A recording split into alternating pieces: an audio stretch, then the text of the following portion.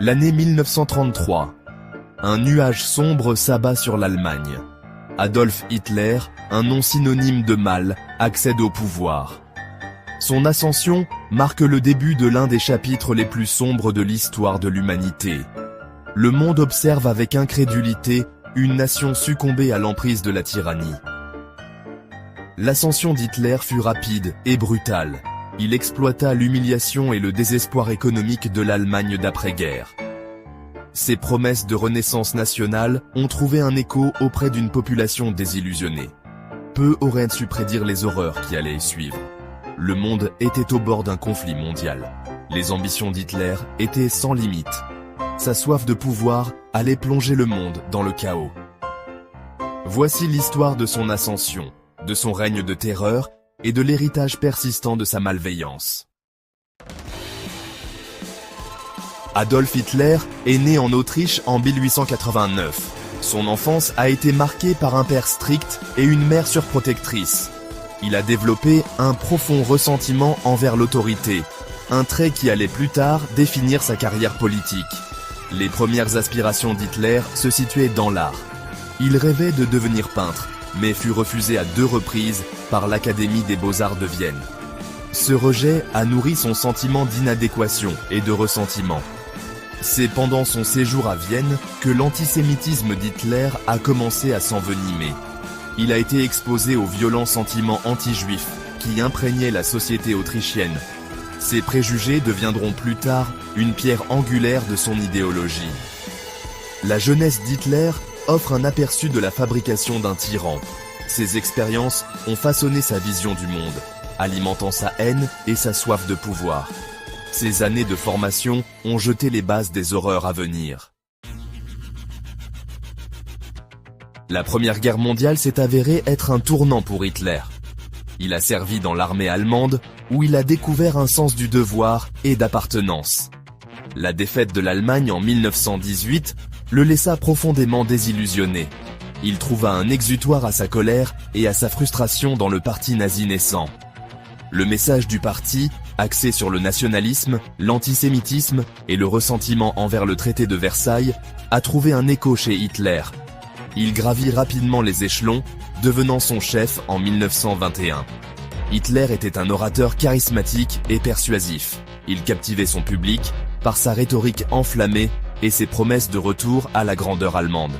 Ses discours exploitaient les anxiétés et les griefs du peuple allemand. Le parti nazi gagna en influence tout au long des années 1920, exploitant les difficultés économiques et l'instabilité politique. Le krach boursier de 1929 renforça encore son attrait. La scène était prête pour l'ascension d'Hitler au pouvoir. Section 4. L'emprise d'Hitler sur l'Allemagne. En 1933, Hitler est nommé chancelier d'Allemagne. Il ne perd pas de temps à consolider son pouvoir. Il exploite un incendie au Reichstag, le bâtiment du Parlement allemand, pour suspendre les libertés civiles et arrêter ses opposants politiques. En quelques mois, l'Allemagne est transformée en un État totalitaire. Le parti nazi prend le contrôle de tous les aspects de la vie, des médias au système éducatif. La dissidence est impitoyablement réprimée. La Gestapo, la police secrète d'Hitler, instille la peur et la paranoïa dans tout le pays. Les citoyens sont encouragés à dénoncer leurs voisins et collègues pour toute déloyauté perçue envers le régime. L'Allemagne sous le règne d'Hitler est un État policier. Les libertés durement acquises au fil des générations sont anéanties. Le pays a succombé à l'emprise d'un tyran.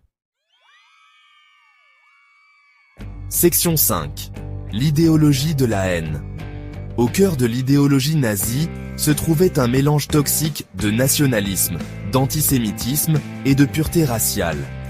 Hitler croyait en la supériorité de la race aryenne et à l'infériorité de toutes les autres, en particulier des Juifs.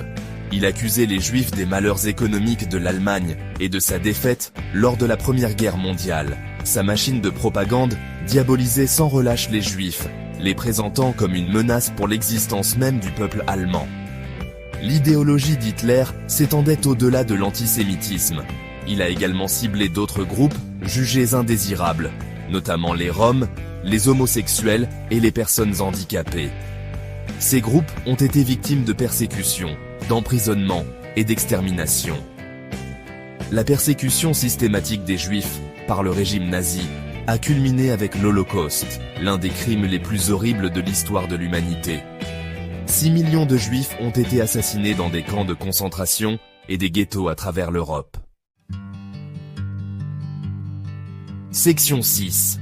La route vers la guerre. Dès le départ, Hitler nourrissait des ambitions expansionnistes. Il cherchait à renverser le traité de Versailles et à établir la domination allemande en Europe. Il a réarmé l'Allemagne en violation du traité et a commencé à étendre son territoire. En 1938, Hitler annexe l'Autriche au Troisième Reich. Il se tourne ensuite vers la Tchécoslovaquie, exigeant les Sudètes, une région à forte population allemande. Les accords de Munich, signés par l'Allemagne, la Grande-Bretagne, la France et l'Italie, cèdent les Sudètes à l'Allemagne dans le but d'éviter la guerre. Les accords de Munich se sont avérés être une erreur de calcul fatale. Ils ont enhardi Hitler, qui a vu un signe de faiblesse de la part des puissances occidentales. En mars 1939, il viole l'accord en envahissant et en occupant le reste de la Tchécoslovaquie. L'agression d'Hitler a plongé l'Europe dans un état de crise. La guerre était désormais inévitable.